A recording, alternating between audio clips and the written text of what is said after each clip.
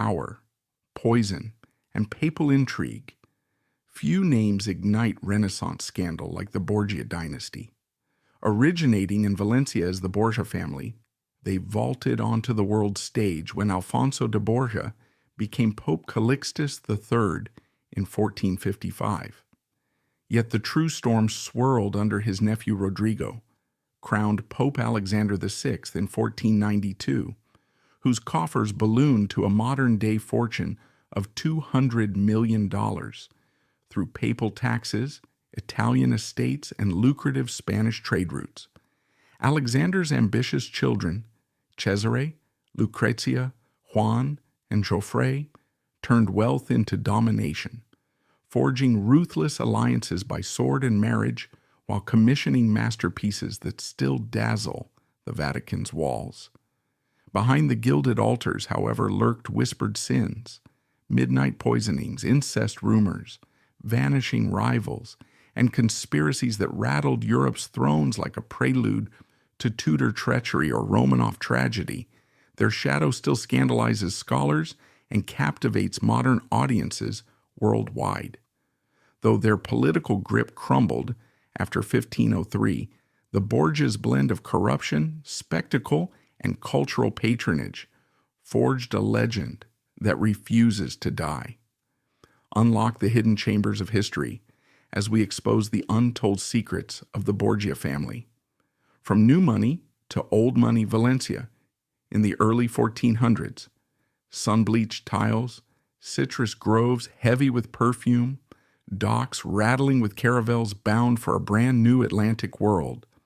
In the teeming markets where silk from Granada jostled with pomegranates from Murviedro, the Borgia clan counted money that was barely dry from the royal mint.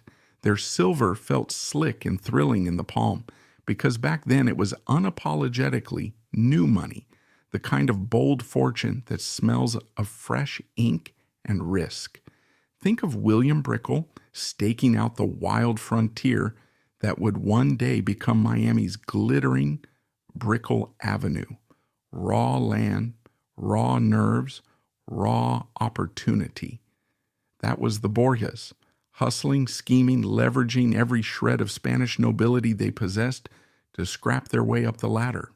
They sponsored minor crusades, married clever cousins, bought wheat low and sold it high.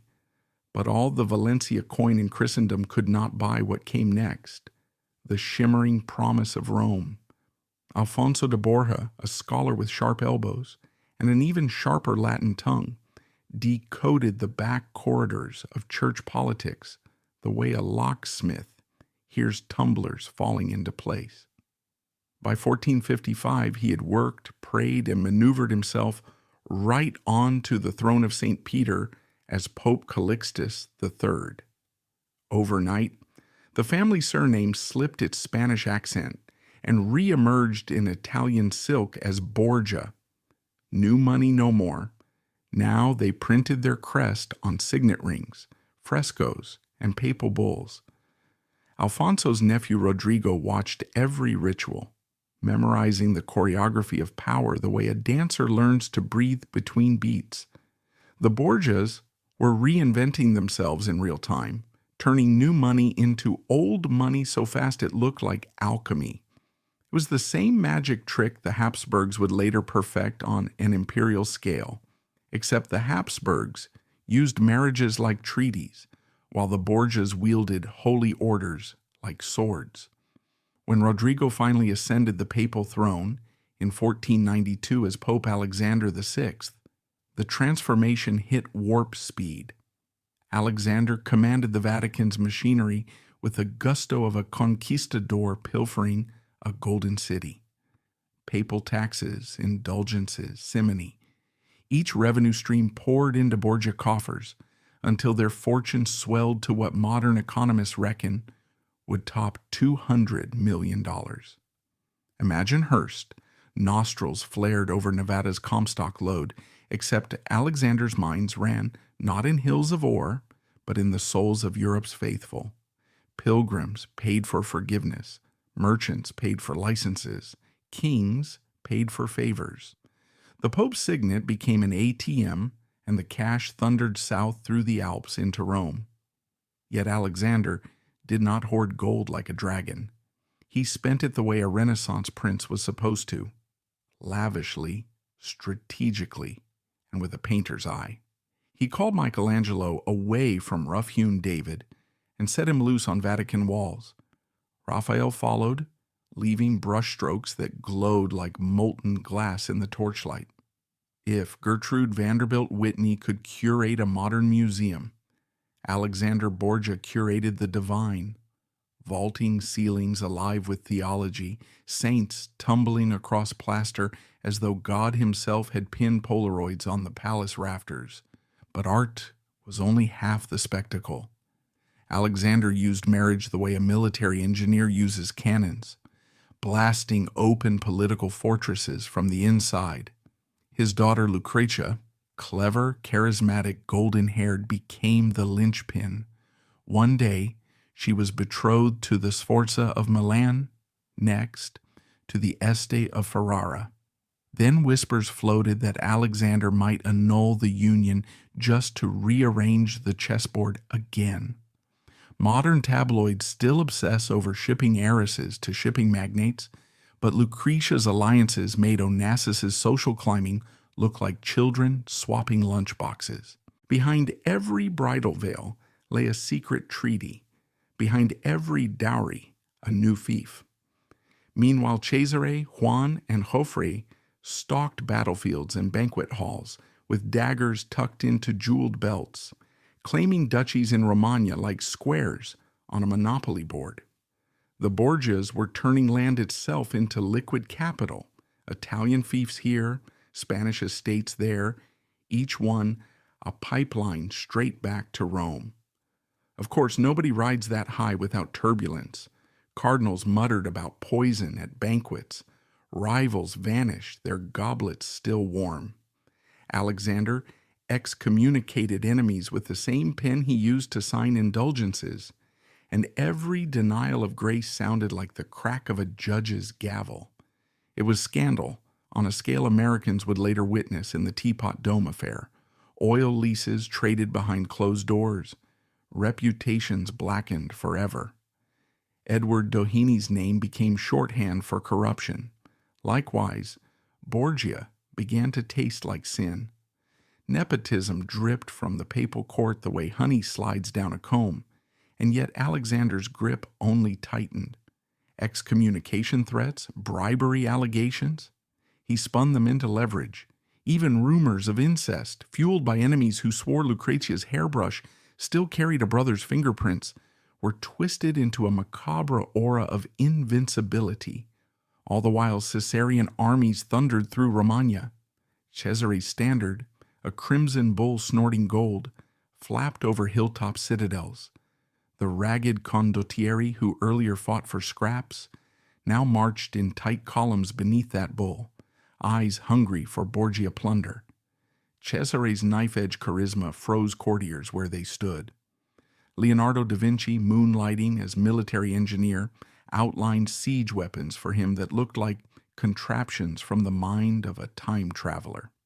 If the Habsburgs boasted imperial reach, the Borgias matched it with Renaissance shock and awe, each victory stitched together by a tapestry of spies, as intricate as any filament Raphael laid on canvas.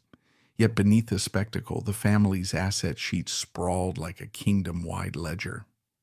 First column, papal revenues, those tithes and indulgences that made salvation a line item payable in advance.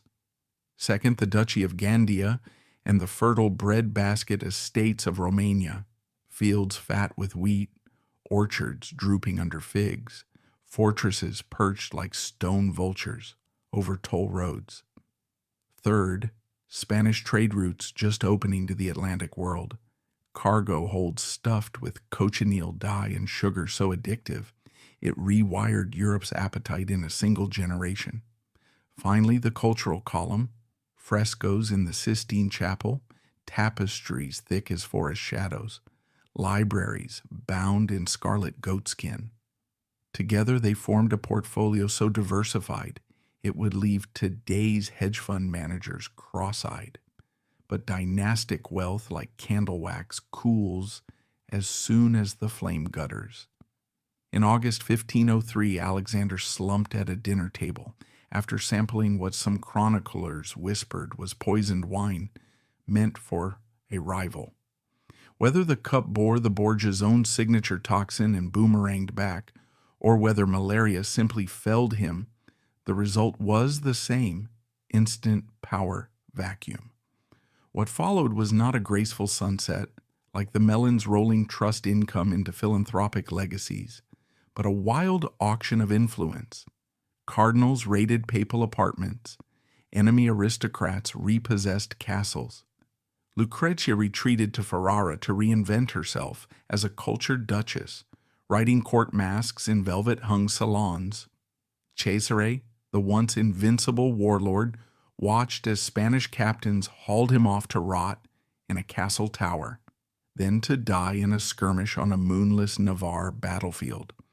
The sprawling Borgia estate, so proudly compared to Hearst's mining fortune, shattered like a fresco struck by cannon fire.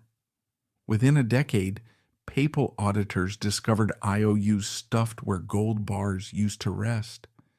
Unlike the Vanderbilt's Gilded Age mansions, which withered under property taxes slowly enough for preservationists to swoop in, Borgia villas were stripped to bare stone almost overnight, their tapestries sold to pay mercenary wages. The Borgia name slid from the ledger of current power brokers into the ledger of cautionary tales, but the art they had bankrolled never faded. Michelangelo's prophets still glower from Sistine corners. Raphael's cherubs still lounge on Vatican pediments. Centuries later, Andrew Mellon would underwrite galleries that turned his banking profits into cultural immortality. Alexander Borgia had done it first, though history, with its wicked sense of irony, decided Mellon be praised while Alexander be damned. And yet here's the twist. Condemnation only burnished the legend. You can bury a duke, you can lock a pope behind a marble tomb, but if you poison enough rivals with a family crest engraved on the bottle, storytellers will remember your name forever. Today, guidebooks shuffle tourists through Vatican corridors and point at star-pierced ceilings without saying Borgia too loudly. Scholars comb through account ledgers, hunting proof of simony the way prospectors swirl pans for gold. Novelists crank out thrillers in which Lucrezia slips emerald rings over powdered fingers, while her father whispers Latin blessings that curdle like spoiled cream. Hollywood lines up sequels. The Borgias stepped off the stage 5 centuries ago, yet their ghosts still pull focus like method actors refusing to quit the set. Juan Borgia's mysterious murder Rome, June 1497. The city lies under a heavy, humid darkness, the air thick with insects, the Tiber carrying the metallic scent of worn coins and damp stone. Torches flicker along the bridges, throwing restless light across the water. A low, sleek gondola glides past, bearing 22-year-old Juan Borgia, Duke of Gandia, commander of the papal armies and favored son of Pope Alexander VI. Reclining against ornate cushions, he appears confident and unassailable, certain the night is his own. Moments from now, that confidence will prove fatally misplaced, and the young duke's life, title, and future within one of Renaissance Europe's most powerful families will be lost forever. Here's what the records, those that survived papal shredders, floodwater, and polite Vatican euphemism, concede. Juan dines at his mother Vanozza's house near the Piazza Branca, with his brothers Cesare and Jofré, laughs too loudly, drinks too much Spanish wine, and savors the new certainty that his father's power is a force field no blade can pierce. Around midnight he rises, kisses Vanozza's ring, and steps into the alley. A masked groom in Borgia livery holds the reins of a sleek chestnut stallion. 2 bodyguards, both named Micheletto, common practice for men you want to die anonymously, follow at a respectful distance. The breeze tastes of rosemary and sewage. The Duke hums a Valencian ballad about sailors who mistake mermaids for wives. Neither he nor the mermaids will see morning. Half a mile away, Cesare Borgia, 22 like his brother but already a scarlet-robed cardinal, slips through the back door. The torches still flicker in his eyes, though he faces the darkness. Think of him as a coiled spring in silk, brilliant, impatient, forced since boyhood, into the cassock that keeps him off every battlefield he yearns to dominate. 21st century armchair detectives combing Reddit and X love to label Cesare the first Mafia Don, Renaissance psycho, or OG royal supervillain. It makes good hashtags. Contemporary whispers were subtler yet sharper. Envy, ambition, lust for Juan's titles, maybe for Juan's wife. Whatever the motive, we know the outcome. The horse clops over the Ponte Sant'Angelo. Then the party vanishes into streets so narrow an armored man could scrape iron on both walls at once. What happens next lies half hidden in a Vatican maze of contradictory testimonies. We have the diary of Johann Burchard, the master of ceremonies, who notes with chill brevity that Juan took leave of his mother, never to be seen again by the living. We have rumors sifted by diplomat Niccolò Cagnolo, by Medici spies, by tavern gossips whose names die with their tabs. A fisherman reports seeing two figures wrestle beside the river. He hears a splash, feels coins pressed into his palm, then silence. One Micheletto turns up the next morning with fresh knife wounds and a story full of convenient amnesia. The other is never found. And the Duke of Gandia? He drifts 3 days under driftwood and prayer candles until a dragnet catches on embroidered hose. When the corpse surfaces, throat slashed, torso punctured 9 times, pockets emptied, ring finger severed, every Borgia in Rome knows this was no riverside mugging. Pope Alexander VI, Rodrigo Borgia to his enemies, father most terrible to his children, collapses into a storm of public grief so spectacular that even cynical Romans blink. The pontiff tears his cope, shuts himself away with candles and tears, and for one surreal week vows to resign the papacy and become a barefoot penitent.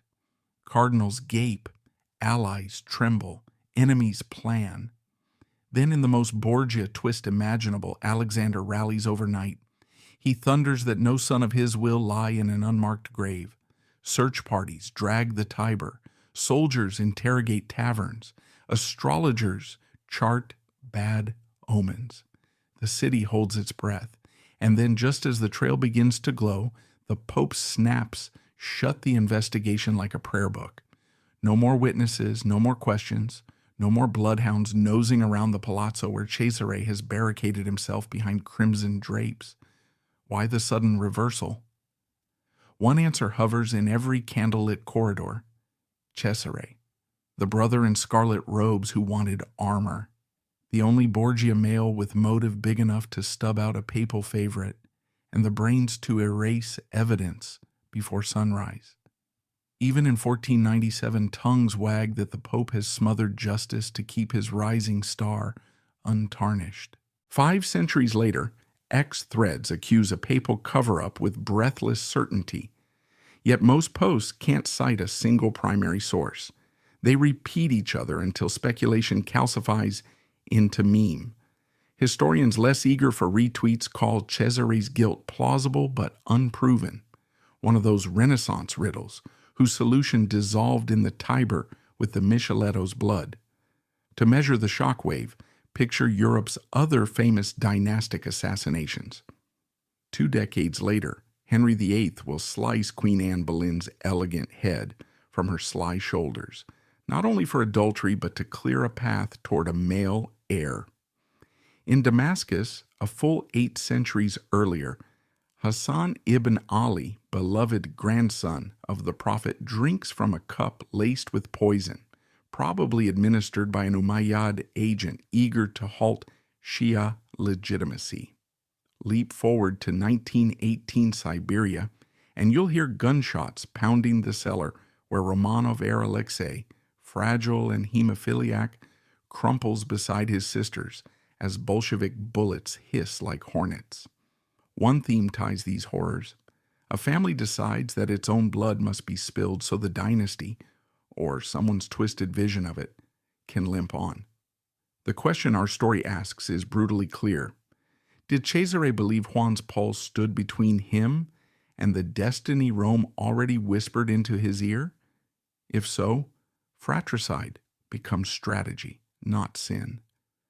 The brother Cesare betrayed? That headline works now. It worked then. But let's not leap straight into the verdict. Rome in 1497 is a city of daggers hidden behind doctrine, and plenty of power brokers had reasons to send Juan on a midnight swim. The Orsini family nursed fresh grudges after Juan led papal troops that sacked their strongholds. The Colonna had lost land and face beneath Borgia pressure. Even royal Spain, Juan's birthplace, weighed whether this impulsive young duke advanced or tarnished Iberian aims inside the Curia. Each suspect drips motive like wax. Yet Alexander ignored them all as soon as suspicion brushed Cesare's shoulder. He locked away the official inquiry, sealed witness statements, and forbade whispers inside the Vatican, moves as incriminating as any bloody dagger. Imagine you could unroll that hidden file. In theory, it sits in the Archivio Segreto Vaticano, shelf mark unknown, nestled among parchments that smell of dust and old tears. Generations of scholars have begged for access, some granted, most denied. Those who peek describe ravaged folios, key pages missing. A cynical librarian shrugs, worms ate the truth. Maybe, or maybe a Borgia descendant carrying centuries of guilt like a family heirloom, quietly removed the smoking gun confession and let the worms take the blame. Until we crack that vault or invent time travel, Cesare stays both monster and scapegoat, Schrodinger's murderer drifting between fact and folklore. What we can grasp with certainty is the transformation unleashed by Juan's corpse. Within months, the cardinal's scarlet robes feel to Cesare like a hair shirt. Alexander, still thunderstruck yet pragmatic, petitions the French crown for permission to release his son from holy orders. Rome howls. Cardinals are not supposed to resign, let alone trade altars for battlefields, but the Pope, wielding nepotism like a club, pushes through. Cesare flings off the cassock, straps on Milanese armor, and becomes Duke of Valentinois. The vacancy created by Juan's death now wraps around Cesare's shoulders like an odious but perfect fit. Coincidence? Historians arch eyebrows. The public shrugs. Motive confirmed. None of this soothes the father. Alexander's grief settles into him like lead. He commissions a lavish funeral liturgy in the Spanish style, replete with black velvet, flaring tapers, and a choir so loud the Sistine ceiling trembles. He builds Juan an alabaster tomb that glows like moonlight, but he never again mentions his son's killers. To speak the question is to invite a nightmare answer. The irony is Romanov thick. In trying to keep the dynasty intact, the Pope maims it forever. For if Cesare is innocent, suspicion chains him. If guilty, sin chains him deeper. Either way, the Borgias inherit a shadow darker than any carved on a cemetery wall. Lucrezia Borgia's incest rumors night settles over Rome like a velvet curtain, and the Tiber turns black as ink. Somewhere within the tangled streets, a candle gutters in a tavern window, its flame bowing to every rumor that drifts through the doorway. The year is 1497. Merchants unloading barrels of Spanish wine pause mid-swing to share whispers with passing friars. Palace servants kneel on cold tiles to eavesdrop behind frescoed walls. Cardinals huddle in shadowed cloisters, the crimson of their robes pulsing at the throat like a guilty heartbeat. The name on every tongue is Lucrezia Borgia, Rome's golden girl, daughter of Pope Alexander II, sister to the brilliant and brutal Cesare. And the question twisting through back alleys and banquet halls alike is as blunt as it is poisonous. Has this celebrated young woman crossed the final forbidden line with her own blood? Our story, equal parts court spectacle, love contract, and political knife fight, begins years earlier in the gilded chambers of the Vatican. Rodrigo Borgia, newly elected to the throne of St. Peter as Alexander VI, presides over a dynasty that marshals faith and fortune with near supernatural precision. He is a man who understands that the papacy, like any kingdom, thrives on alliances stitched through matrimony, land, and terror. His daughter Lucrezia embodies the dearest of those hopes. At little more than 13, she has already mastered the art of courtly laughter, the difference between a compliment and a trap, and the delicate geography of her own power, all overarched by that incomparable Borgia confidence. Rome sees her glide through halls of porphyry and gold, and each observer projects his own desire. A future duchess, a papal bargaining chip, perhaps even a queen. In 1493, to satisfy the dynastic hunger of two warring houses, Lucrezia is married to Giovanni Sforza, Lord of Pesaro, a union meant to cement a crucial alliance between the Vatican and one of Italy's most formidable military families. Rome explodes in pageantry. Trumpets blare across the Piazza Navona, rose petals float like perfume on the breeze, and the night sky erupts in fireworks so dazzling that chroniclers swear it looks as though the firmament itself has opened. The newlyweds retire behind draperies, and for a moment it seems the Borgias have executed yet another flawless play on the crowded chessboard of Renaissance power. Then, silence. 4 years later, Pope Alexander petitions the pontifical court to annul the marriage on the grounds that it was never consummated.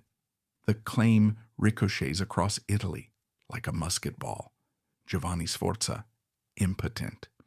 The very notion wounds his honor worse than any blade. Cornered, stripped of dignity, he lashes out with a counter-accusation more monstrous than impotence could ever be. If the marriage, he declares, was never consummated, it is because Lucrezia was already entangled in unspeakable affairs, with her father, the Pope himself, and with her brother, Cesare, the Vatican's soldier cardinal, whose black and gold banners already strike fear across the Romagna. The so-called sin of the Borgias, incest, erupts from the private feud into the bloodstream of Europe, feeding on every sliver of gossip, every scrap of envy, every flicker of outrage that the papal court stirs by merely existing. Across the centuries, historians will sift through secret ledgers, diaries, and testimonies in search of bedrock truth. They will read the diaries of Johann Burchard, master of papal ceremonies, who hints at a daughter much beloved. They will examine missing folios in the Vatican registers, curious gaps where the ink of one day leaps inexplicably to the next. They will pace libraries like crime scene detectives, measuring sentences scraped thin, signatures erased by a blade's delicate pass. Yet the elusive smoking gun never appears. The rumor remains exactly that, a rumor, albeit one nourished by the very culture of concealment the Borgias perfected. Alexander moves quickly to suffocate the firestorm. Vatican scribes are ordered to close the record. Couriers fan across Italy, intercepting letters, buying silence, threatening rebellion. Cesare relies on blunter instruments, mercenaries, intimidation, the cold calculus of disappearances. But the challenge of rumor is that every attempt at suppression only intensifies its magnetism. The Roman marketplace swells with caricatures of the Pope suckling a daughter Dressed in bridal lace, traveling minstrels strum lurid ballads about a young woman trapped in velvet chains. Ambassadors dutifully relay every scandalous scrap back to their monarchs, who read with equal parts disgust and fascination. The Borgias are not the first ruling family to confront such reputational torpedoes. A generation earlier, whispers of entanglements within the Stuart court forced King James IV into frantic pageantry and kneeling displays of piety to salvage his throne. Centuries later, revolutionary pamphleteers will devour Marie Antoinette with similar accusations, repainting the French queen's private chambers as dens of unsanctioned pleasures that infect the royal line. Even the modern art world will watch the formidable Juliana Force navigate insinuations that her influence over male artists crosses lines drawn only in conversation. Power, it seems, invites moral cross-examination, and the more gilded the corridor, the darker the shadows where rumor multiplies. Back in Rome, Alexander needs a new plan for his daughter's future. Dismissing Giovanni Sforza clears the board. The next move must showcase not scandal, but triumph. Alfonso d'Este, heir to Ferrara, becomes the target. Negotiations unfold with the precision of a military campaign. Dowries tallied to the last ducat. Territories bartered in cryptic Latin. Emissaries weighed for loyalty like gold dust on a scale. Ferrara's envoys comb through annulment testimonies, searching for proof that might doom the prospective bride. They find little beyond the contradictory fragments already in circulation, Sforza's claims of incest, Vatican doctors' declarations of maidenhood, depositions from servants coached to precise effect. Eventually, the political calculus declares the risk acceptable. In 1502, Lucrezia rides north under a gaudy canopy stitched with twin emblems. The papal keys crossed over the raging bull of the Borgias and the soaring eagle of the house of Este. On her journey, throngs clog every roadside chapel, craning for a better look at the bride, whose reputation oscillates between saint and siren. Some kneel for blessings, others hiss prayers of deliverance. Throughout the procession, Lucrezia wears her composure like armor. She has learned an assassin's trick. Steal the dagger from your enemy by holding it to your own throat first. She will become the gracious Duchess of Ferrara, a patroness of poets and painters, the mother of heirs who will carry her blood into the next generation of princes. Yet no matter how radiant the marble floors she polishes, with her presence, a faint outline of past speculation stains each stone beneath the wax. Giovanni Sforza, meanwhile, limps home to Pesaro, pride in tatters. He clings to his story because it is all he has left. His court fills with malcontents and clerical dropouts, eager to sip the bitter wine of a shared grievance. Every retelling of the accusation grows barbs. One version claims that Cesare guarded Lucrezia's bedroom door each night like a jealous husband. Another, that Alexander installed a secret passage between their chambers, so narrow only father and daughter could pass.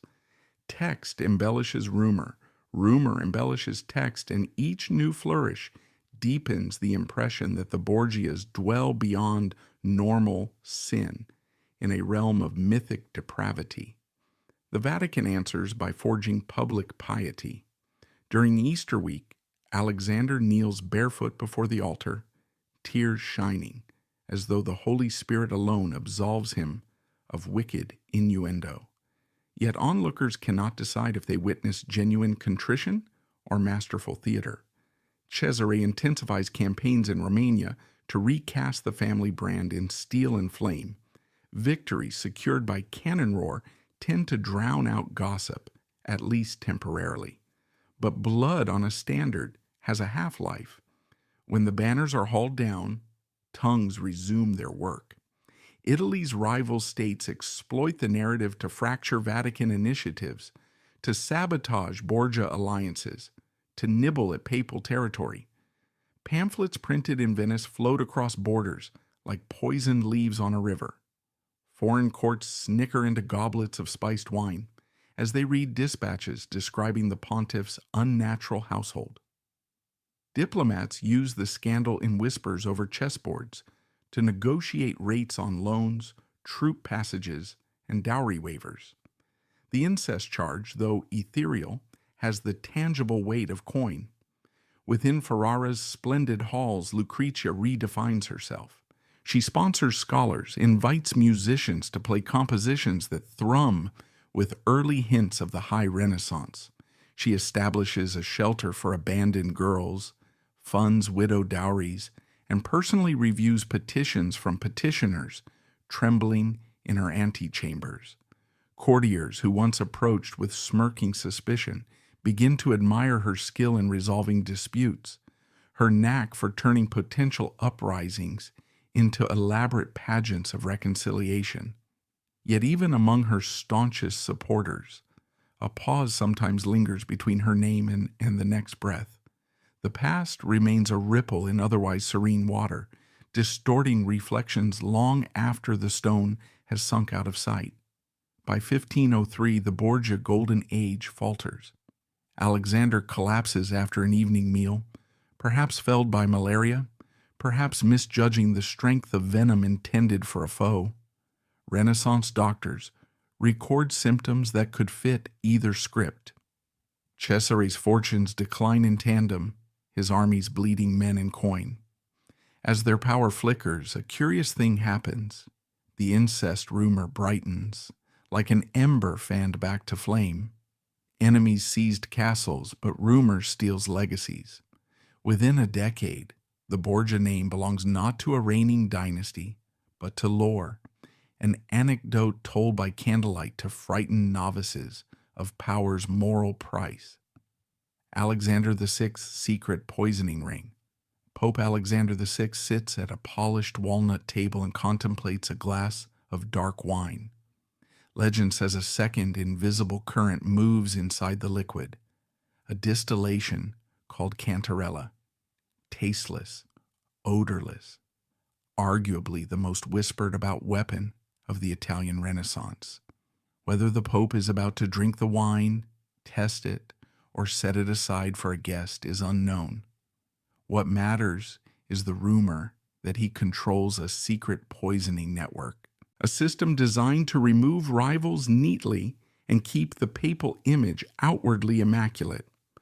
Rodrigo Borgia entered public life in the mid-15th century as a strikingly capable administrator.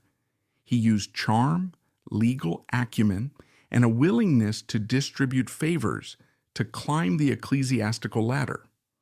In 1492, backed by Spanish cardinals and heavy loans from Italian bankers, he secured the throne of St. Peter as Alexander VI.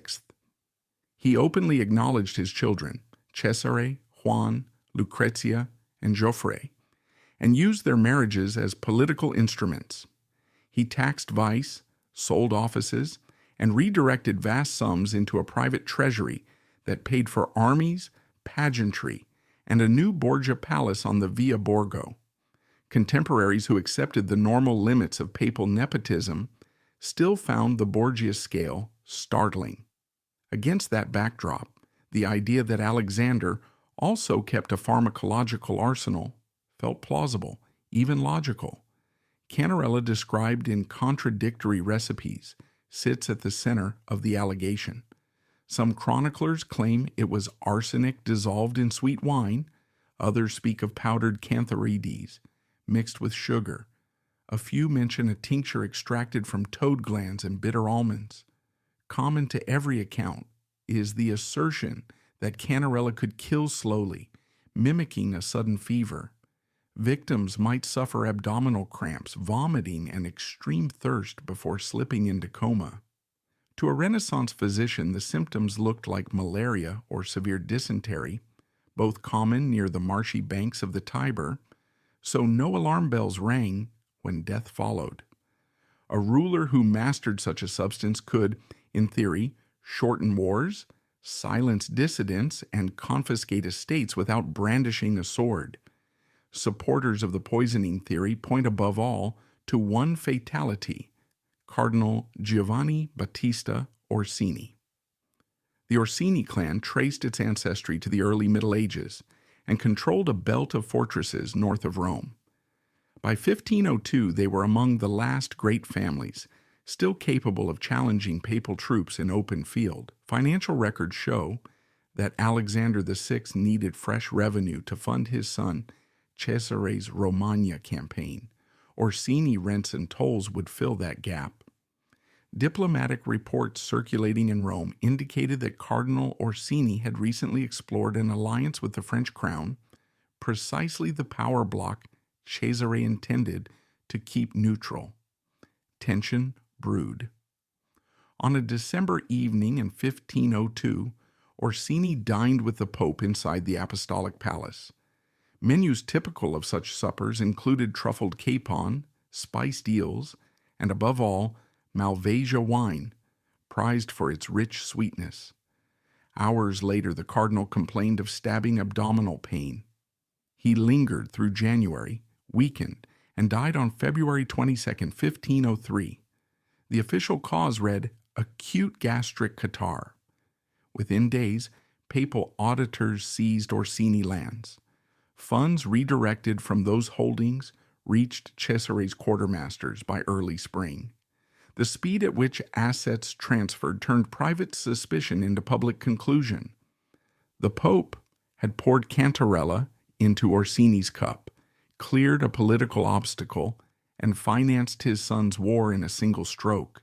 The concept of an organized Borgia poisoning ring rests on more than Orsini. Over Alexander's 11-year reign, at least half a dozen influential figures died soon after dining with him or receiving papal hospitality. Cardinal Michel, banker Giovanni de Lodi, papal cousin Adriana de Mila. Each case followed the pattern: unexpected illness, rapid decline, property absorption into papal coffers. Francesco Guicciardini, writing in the 1530s, recorded that Alexander and Cesare were widely suspected of removing with poison such as stood in their way. His phrase "suspected of" is cautious, but later historian after dramatist tends to drop those two words, leaving the suspicion to harden into statement. Documentary verification is elusive. The Archivio Segreto Vaticano preserves fragmented death registers labeled obitus, various annis that list dates and causes, fevers, fluxes, agues. None mention poison, nor do surviving Borgia account books show line items like Cantarella 10 ducats. Medieval apothecaries kept recipe collections, but surviving examples open to researchers catalog pigments, balms, and purgatives rather than coded toxins. A historian looking for explicit proof finds only gaps, pages darkened by mold, ledgers trimmed for space, letters broken across lost bundles. Absence of evidence does not prove innocence, but it remains the chief obstacle to conviction. Because direct evidence stalls, investigators often turn to comparative cases. Poison was not an outlandish tool in Renaissance politics. The Medici response to the 1478 Pazzi conspiracy included multiple clandestine killings. Florentine records speak openly of agents trailing exiles across borders and administering lethal drafts. Further afield, dynastic murders unfold along similar lines. In 1916, Imperial Russia, the monk Grigory Rasputin consumed cakes and wine laced with cyanide before bullets and cold water finished him. An attempt to mass political assassination is random crime. In 1917 Palm Beach, Mary Lily Flagler Bingham died after taking headache powder. Legal battles later argued whether aspirin or arsenic caused her collapse. These episodes illustrate that power often blends chemistry with calculation, inviting listeners to wonder why the Borgia papacy would be any exception. Even the Pope's own death feeds speculation. On August 6, 1503, Alexander and Cesare attended a banquet at the home of Cardinal Adriano Castellesi. Within 48 hours, both men developed vomiting and fever. Cesare survived after weeks of recovery. Alexander died on August 18th at the age of 72. Some chroniclers believed the Pope ingested a cup intended for someone else. Others pointed to the stagnant fountains in nearby courtyards, rife with malarial mosquitoes. Contemporary embalmers described the body swelling rapidly and emitting a foul odor, not uncommon in late summer Rome, but useful for scandal writers.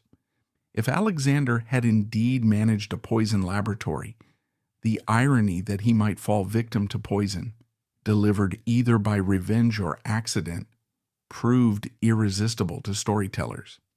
It remains, however, only an irony. Nobody ever identified chemicals in the cadaver. After Alexander's death, the alleged network dissolved. His successor, Pius III, reigned just 26 days. Julius II followed, overturned Borgia territorial gains, and forced Cesare into exile, where he died during a minor siege in Navarre. Without a papal champion, any clandestine apparatus that might once have existed lost protection and funding. No later pontiff faced similar accusations with comparable frequency, suggesting either that the entire legend died with Rodrigo or that succeeding popes preferred subtler methods. Cesare Borgia's secret bastard children. In the year 1500, the rugged hills of Romagna, scarred by the tumult of recent warfare, lie cloaked in the heavy stillness of a slate-gray dusk. The air is thick with the acrid tang of smoke, rising from campfires where joints of spit-roasted boar sizzle and pop, their fat dripping into the flames. Lanterns, suspended from makeshift poles, cast a wavering glow over mud-caked cuirasses and the weary faces of soldiers, their armor dented from battles only days past. The faint clink of metal and the low murmur of coarse voices ripple through the encampment, punctuated by the occasional crackle of embers or the distant howl of a wind sweeping down from the Apennines. Above the tents, banners bearing the bold red bull of the Borgia crest hang limp in the cooling air, their edges frayed from months of campaigning. Striding through this haze of smoke and shadow is Cesare Borgia, the lion-hearted son of Pope Alexander VI, his silhouette as unmistakable to his men as the heraldic beast that marks their allegiance. To the rank-and-file soldiers, he is their commander, a cardinal who cast off his scarlet robes for the steel of a captain, a claimant to a patchwork of fractious cities across central Italy. His presence commands awe and fear in equal measure, his reputation forged in blood and ambition. Yet beneath this public facade of martial glory, Cesare wages a second clandestine campaign, one not of conquest, but of concealment. In a private ledger secured with the meticulous care of a master strategist, two names are inscribed between entries of troop movements and battlefield tallies: Girolamo and Lucrezia, children who bear Cesare's unmistakable blood, but none of his public crest. Tonight, as the camp settles into an uneasy quiet, the first whispers of these forbidden airs begin to drift among the tents, like sparks carried on the wind, igniting a secret drama that will cast a long shadow over the Borgia legend for centuries to come. Girolamo, the elder of the two, entered the world in a humble Romagnan cottage, its stone walls tucked into the shadow of the formidable citadel of Forlì. The year was 1499, and Cesare, then deep in his campaign to subdue the region, was already plotting to break the iron grip of Caterina Sforza, the indomitable countess who held the fortress against him. The infant's mother, a woman of sharp wit but modest station, rumored to be the sister of a minor ally in Cesare's intricate web of loyalties, gave birth under the cover of night. Her labor was attended by a trusted midwife, whose silence had been secured with a purse of florins. The moment the umbilical cord was tied off, the mother was whisked away, her departure as swift and silent as a specter. A discreet carriage, its wheels muffled by the damp earth, rolled through the pre-dawn mist, bound for a loyal household on the fringes of Borgia influence. This family, indebted to Cesare for past favors, accepted the infant with a nod of understanding, their gratitude outweighing any temptation to pry. When dawn broke over Forlì, the city's church bells tolled their familiar rhythm, calling the faithful to morning prayers, and the bustling square below remained oblivious to the fact that a newborn heir to one of Italy's most volatile dynasties had just slipped through an unmarked doorway. This secrecy was no mere precaution. It was a calculated maneuver, as deliberate as any battlefield tactic. Cesare, a man who thrived on control, understood that while claims to land could be bartered or fought for, claims to a bastard's paternity, especially if acknowledged prematurely, could ensnare a warlord in a web of legal and political complications. A single careless whisper could bind his sword arm at the very moment he needed it free to carve out his dominion. 2 winters later, in 1501, during a rare lull in the campaign as Cesare's forces encamped outside the cultured city of Urbino, his second child, Lucrezia, was born. Her arrival was shrouded in an even heavier silence, as if the very air conspired to muffle her first cry. Named, some would later note with a knowing glance, after Cesare's infamous sister, herself a pawn in the Borgia family's intricate political chess game, the infant was delivered in a secluded manner by a midwife, whose loyalty was bought with gold and fear. The child was swaddled in plain linen, unadorned save for a small embroidered bull, a subtle nod to the Borgia coat of arms that would mean nothing to the uninitiated. Within an hour of her birth, Lucrezia was spirited away, her tiny form bundled into a carriage that rattled down moonlit roads toward a distant convent. There, an abbess, bound to Cesare by a network of mutual obligations, received the child without question. Under the vaulted ceilings of the cloister, amid the flicker of beeswax candles and the soft chant of vespers, the girl would be raised alongside the daughters of minor nobles. She would learn her letters and prayers, her small hands tracing the curves of illuminated manuscripts, unaware that the blood coursing through her veins had once commanded armies and redrawn the borders of central Italy. The convent's high walls and the abbess's discretion ensured that no curious outsider would connect the quiet child to the tempestuous dynasty that had birthed her. Why such elaborate measures to hide these children? Cesare's public persona as the Duke of Valentinois, a condottiero whose ambitions reached toward a unified Italian state, depended on a carefully crafted myth of unrelenting focus and invincibility. He was no mere mercenary captain, content with local fealty. He aspired to a crown, or at least a dominion vast and stable enough to secure his legacy. His reputation was a weapon as sharp as the curved Toledo blade at his hip, honed through spectacles of terror and triumphs on the battlefield. To acknowledge illegitimate offspring as lesser warlords might have done to cement regional alliances risked softening the edges of that fearsome image. A man who courted alliances through dread and pageantry could ill afford the perception of domestic entanglements. Moreover, any hint of personal vulnerability could erode the aura of godlike authority he had cultivated, a mortal crack in the marble statue of his ambition. Cesare's secrecy was not merely defensive, it was strategic, a Renaissance precursor to the tactics of later titans like Henry Flagler. the American railroad magnate who concealed a love child within the labyrinth of private trust to protect the pristine lines of his empire. Flagler hid his indiscretions behind legal documents and corporate facades.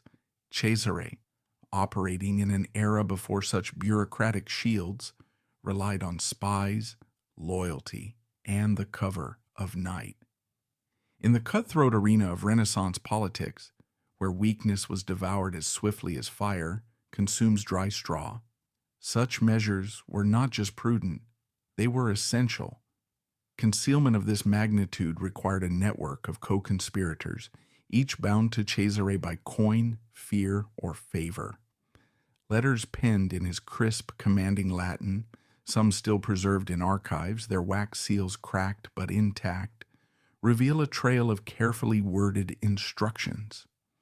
These missives dispatched to our friends in Forlì, or the Sisters of Sant'Anna, speak obliquely of stipends for the boys' lessons or the girl's dowry, never committing a surname to parchment, but always enclosing enough gold to ensure that loyalty trumped curiosity.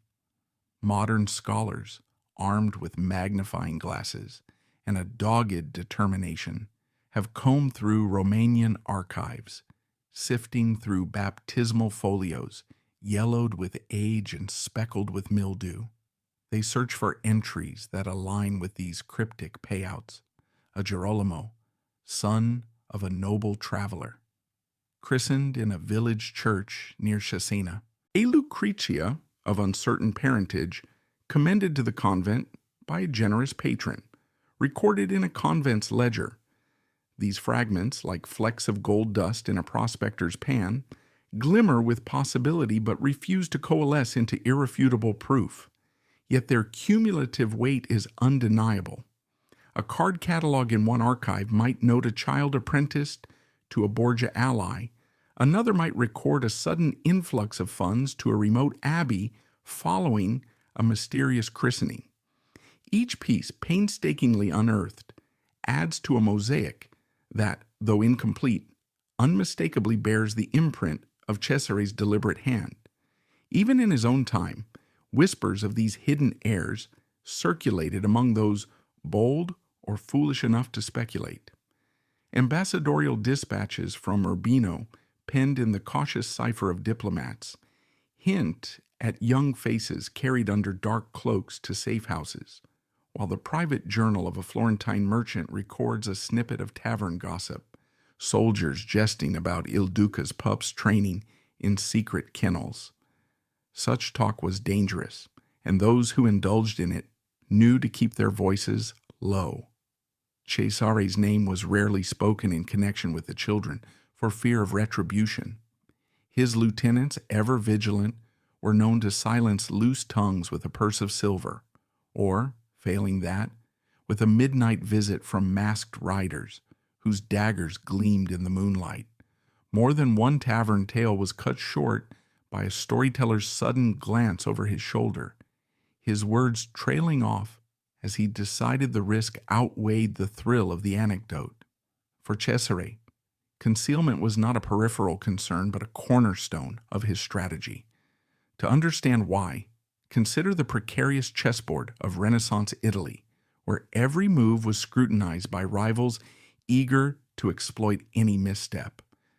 An opportunistic foe like Guidobaldo da Montefeltro, the ousted Duke of Urbino, could have wielded proof of Cesare's bastards as a weapon. By petitioning the papal court, Cesare's father, Pope Alexander VI, had died by 1503, leaving the Borgia name vulnerable. Montefeltro might have challenged succession rights, smeared Cesare's reputation in ecclesiastical tribunals, or fractured his coalition of allies by threatening papal censure. Such maneuvers could have unraveled Cesare's grand vision at a critical juncture. To forestall this, Cesare constructed a clandestine network that functioned less like a family tree and more like a series of pressure valves, bleeding off potential scandals before they could ignite. His children were not erased but strategically dispersed. their existences veiled by a web of loyal retainers, coded letters, and well-placed bribes. Centuries later, this blueprint of concealment would be echoed by titans of industry and politics. William Randolph Hearst, the American media mogul who shaped public opinion like clay, kept whispers of a secret daughter hidden behind the opulent walls of his San Simeon estate. No headline in his vast newspaper empire dared hint at the scandal, and it took decades and the persistence of rival presses to pry open that secret. Franklin Delano Roosevelt, navigating the genteel intrigues of East Coast society, followed a similar logic, allowing rumors of an entanglement with Franklin Hughes to fade into the velvet folds of patrician discretion. Hearst had his printing presses, Roosevelt his social connections, and Cesare his swords and spies.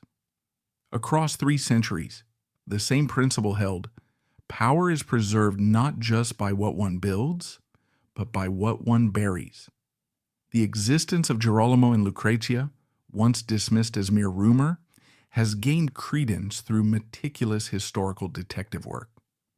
Parish records from Cesena list a Girolamo of noble blood ward to Don Baldassare, a man known to have ridden at Cesare's side during the siege of Faenza. A Florentine ledger, its edges charred but its script still legible, documents a payment for the schooling and attire of a young Lucrezia, entrusted by His Excellency to the care of the Sisters of Sant'Anna.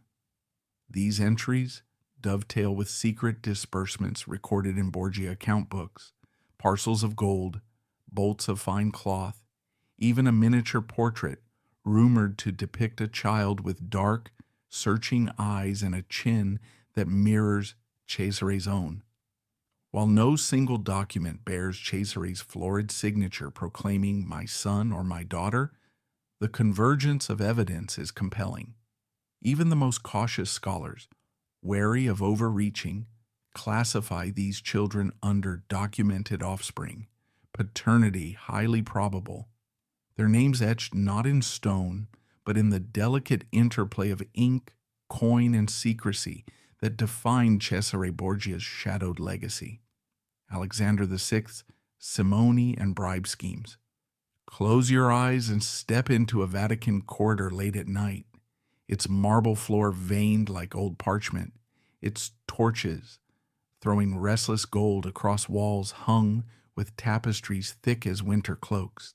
Beyond a final oak door, massive, iron-banded, shut against the hum of Rome, Pope Alexander VI sits awake at a walnut writing table. His candle gutters, wax runs like molten coin down the branch of a silver candelabrum. On the felt before him lie 2 objects: a parchment bowl, already stamped with the dangling lead seal that will raise another man to the College of Cardinals, and a cedar coffer brimming with ducats polished bright as sunrise. In a few deliberate strokes of his quill, the Pope will trade one for the other, and the spiritual geography of Europe will tilt, ever so slightly, toward the house of Borgia. No thunder peals at this exchange, no choirs gasp. Only the soft rasp of pen on vellum betrays that heaven's highest offices are bought and sold like parcels of land. The tariff for tonight's halo, 52,000 ducats up front, and a gentleman's promise that the newly minted cardinal's family will float loans whenever His Holiness desires.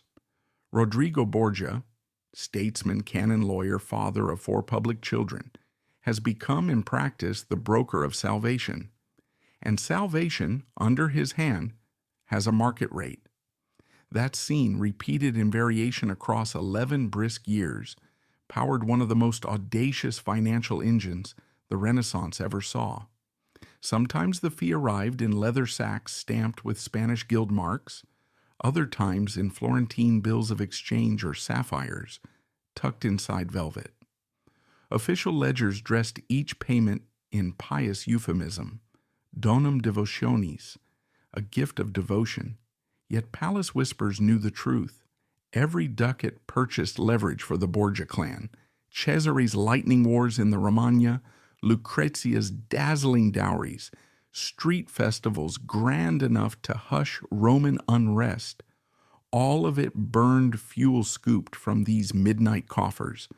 Chroniclers of the day tried, mouths half open in disbelief, to tally the total. 2 million ducats, perhaps 3. In a world where a master stonemason earned 40 a year, the figures felt mythic. Simony was an old sin, named for Simon Magus, the magician of Acts who tried to buy the Holy Spirit. By Alexander's era, every scholar knew the church had condemned it in principle. What complicated the matter was scale. City-states treated ecclesiastical offices the way gamblers treat dice. Monarchs spotted scarlet hats the way rail barons would later trade Senate seats. Alexander did not invent the game. He simply raised the stakes until earlier betrayals of principle looked quaint. To watch him play, rewind to the conclave of 1492. Rodrigo's supporters fanned through the Sistine Chapel, promising posts, palaces, even fortified strongholds to cardinals wavering between factions. Votes turned, smoke rose, a Catalan-born cleric of rare charisma became successor of Peter. The pledges offered in whispered Latin soon blossomed into concrete reward. One new ally collected the lucrative office of vice-chancellor plus 4 Umbrian castles. Another, more cautious, accepted a palazzo on the Tiber. Lavish as those payments seemed, historians would later recognize them as mere down payments on a portfolio that soon dwarfed every previous papal patronage scheme. Between 1493 and 1503, Alexander created 43 cardinals, nearly 4 a year, each nomination a fresh outpouring of cash or credit. Spain's sovereigns Isabella and Ferdinand petitioned for 2 names of their own in gratitude for crusading zeal. Alexander obliged, but only after channeling Spanish ties through Borgia accounts first. Even holy war became a revenue stream. Red hats fluttered like flags above a marketplace of favors, and every banner carried a price. Indulgences filled the treasury even faster. These parchment slips, promises that time in purgatory could be shortened by pious donation, had existed for centuries. But under Alexander they assumed industrial scale. Trained preachers swept across Europe announcing limited time offers. Fund a hospital, spare yourself a millennium of post-mortem flame. The faithful queued in cathedral naves from Lisbon to Lubeck. Fees varied. 1 ducat to ease a petty sin, 6 for violence. More if a donor insisted on illuminated lettering fit for framing. Coins clattered into iron chests, and runners hurried the take to Roman counting rooms, where Borgia accountants bundled it for Cesare's quartermasters. Statesman Niccolò Machiavelli, whose wit cut nearer the bone than any dagger, would observe that the Pope found a tax more obedient than salt, guilt. Vast sums seldom keep secrets. In Florence, a Dominican preacher named Girolamo Savonarola rose in Santa Maria del Fiore, face lantern, lit above crowds, and denounced what he called the golden harlot of Rome. He required no leaked ledger to smell corruption, the swirl of new cardinals, the stories of midnight feasts glowing with silver plate. These were sermon enough.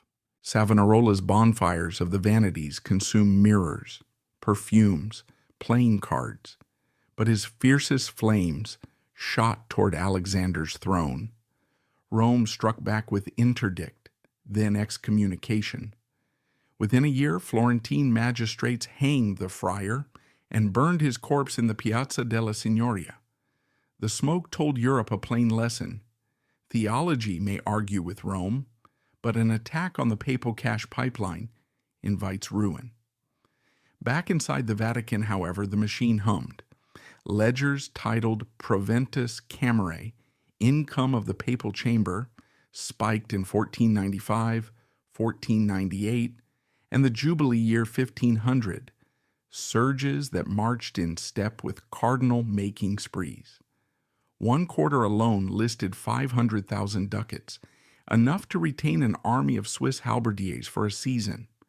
The scribes seldom specified how those sums moved onward, but one could trace their echo in bronze: 40 siege cannon forged in Bologna, 400 horses shod for Romagna mud, wagons of lamp-black powder rumbling up the Via Flaminia.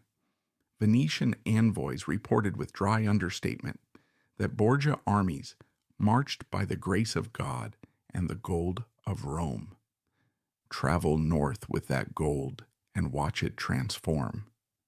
Cesare's campaign columns shimmered with Milanese plate armor, Burgundy banners, and engineers imported from Burgundy, the costliest talents Europe could offer. Walls that had mocked medieval catapults melted before bronze guns paid for by absolution fees tossed into a coffer half a continent away. When towns from Imola to Cesena surrendered, local lords weighed survival against ledger columns of debt and yielded. One Jesuit chronicler, writing decades later, noted that Cesare fought with coin no less than with cannon, and both currencies traced to his father's pen. Meanwhile, Alexander staged piety with masterful flourish. In the Jubilee of 1500, he ordered 6 temporary bridges built across the Tiber, so Rome's 500,000 pilgrims could reach St. Peter's without clogging trade routes. Lanterns studded the basilica's facade. Double choirs sounded polyphony that lifted hair on necks.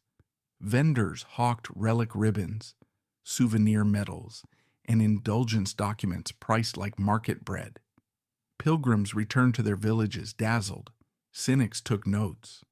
Humanist Paolo Cortesi remarked that the Pope opens the gates of paradise, yet keeps the toll booth in his own vestibule, a line copied in student notebooks from Padua to Paris. Every grand scheme requires guardians. When printers in Germany distributed cartoons of Alexander balancing souls against sacks of coin on a scale, Roman agents seized shipments and jailed the engravers. Ambassadors repeating Savonarola's charges discovered that negotiations for new bishoprics froze like winter wine. Excommunication remained the final lever, and everyone understood its weight. Still, inside the palace, anxiety edged the candlelight. Ledgers had to balance. Mercenaries demanded pay in honest metal, not barked promises.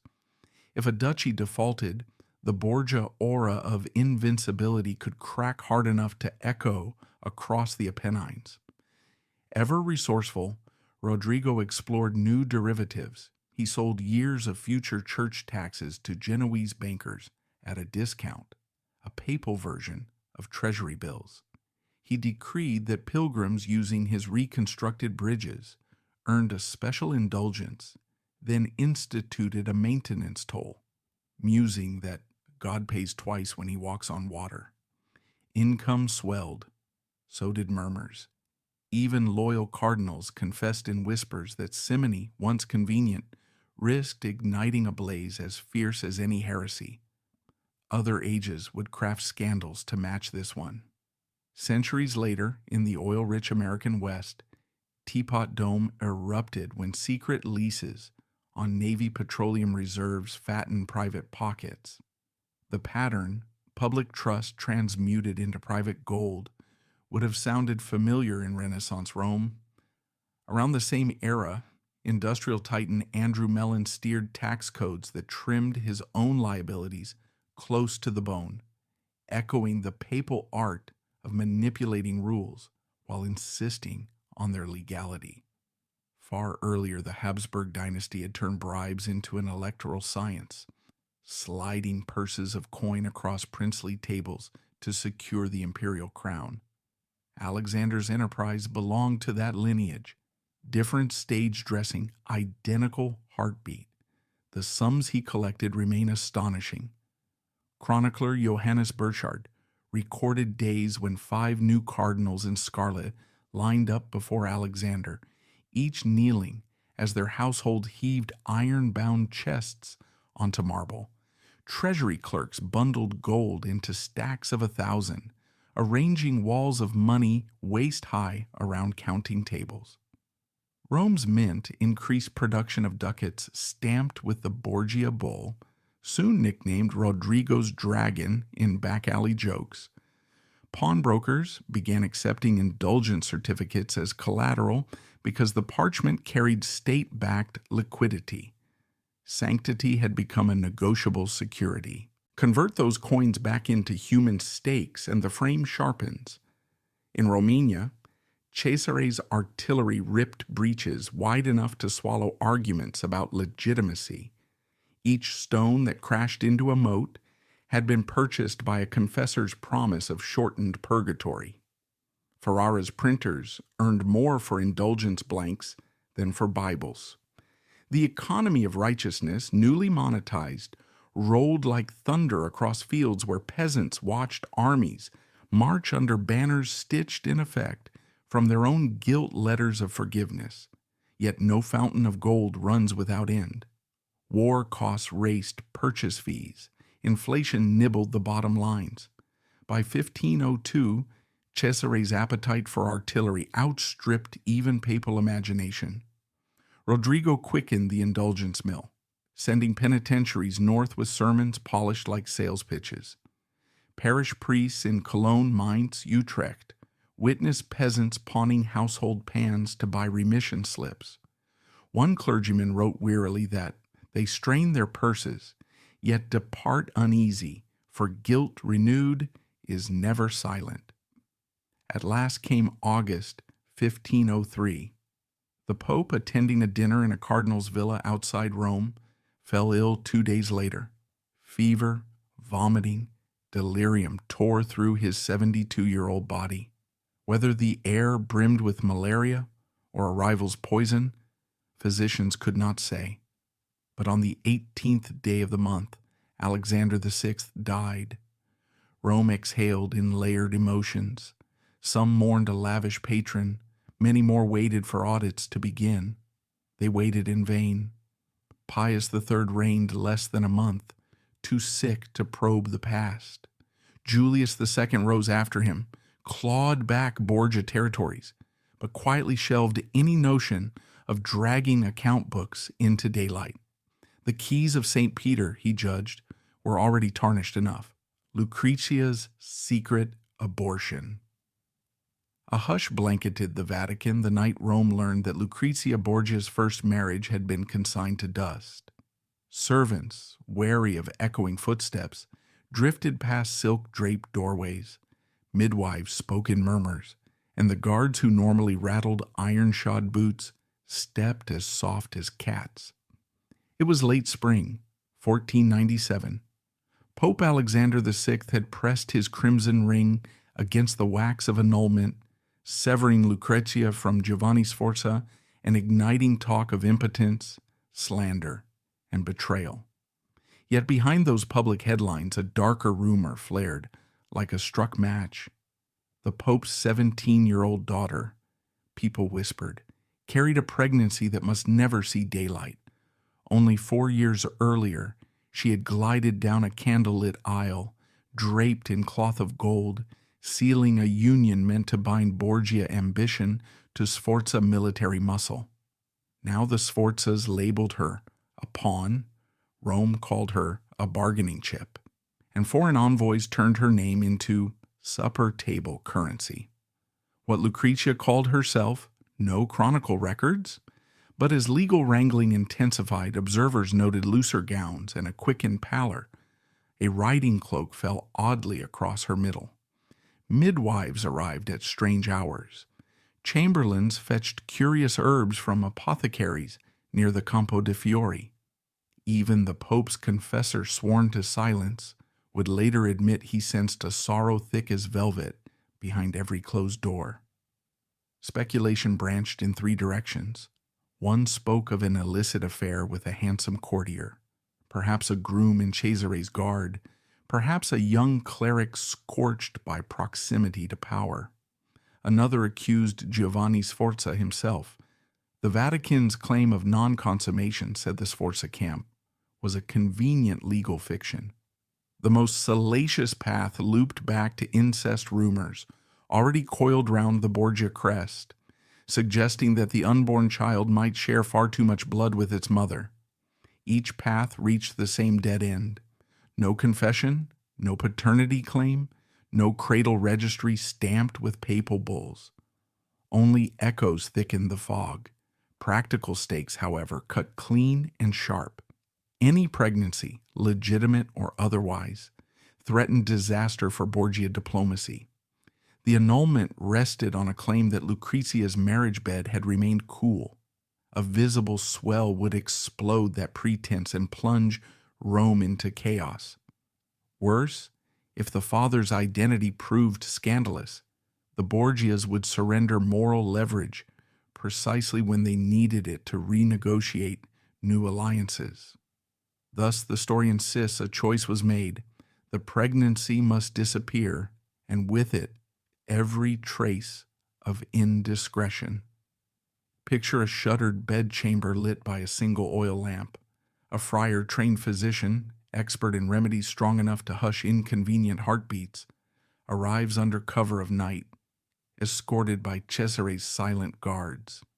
His satchel bulges with savin juniper, artemisia, cosmary, silphium, herbs whispered to persuade a womb to surrender its hold. He knows the risks, hemorrhage, fever, death, yet he also knows the wages. Papal protection, gold measured by the purse, absolution already drafted. Lucrezia lies on linen, perhaps counting Latin numbers to brace her nerves. Servants muffle their sobs behind the arras, cloths warm by the brazier. Prayers drift upward, pleading to a God both merciful and terrifying. Hours pass. Salt crackles on hot coals to mask the metallic scent in the air. At dawn, the physician slips through servants' passages, his cloak hem splashed crimson. A ledger entry in the papal household is discreetly blotted. The following morning, Pope Alexander funds dowries for a dozen poor brides, an act of charity loud enough to drown softer rumors in the ring of silver ducats. That afternoon, Lucrezia reappears at a balcony, her waist suddenly slender, her smile composed. Rome registers the change, shrugs, and lunges for fresher scandal. Officially, nothing happened, yet whispers survive. Ambassadors stopping by Ferrara years later speak of a hidden sorrow that once tested her grace. A physician's notebook, centuries old, lists a hefty fee from a noble Spanish lady in Rome, spring of 1497, its margins stained with verbena and rue.